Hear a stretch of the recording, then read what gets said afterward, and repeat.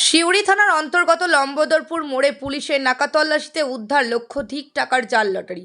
গতকাল চলে এই নাকাতল্লাশি। ঘটনাস্থলে আটক করা হয় গাড়ি চালককে। গতকাল নাকা চেকিং চালাচ্ছিল বীরভূম জেলা পুলিশ। উপস্থিত ছিলেন ডিএসপি ট্রাফিক কুণাল মুখার্জি সহ সিউড়ি থানার আইসি, এছাড়াও একাধিক পুলিশ কর্মী।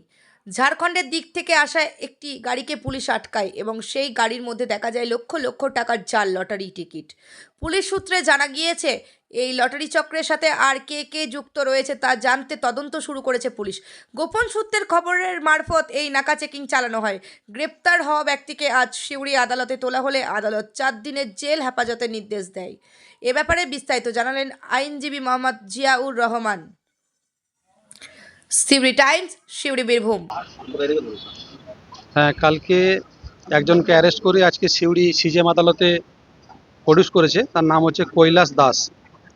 তার বিরুদ্ধে বিএনএসের 316(2), 318(2), 318(3), 318(4), 338, 336(3), 61(2) বিএনএস ধারা আর 3(4) WB জি অ্যাক্টে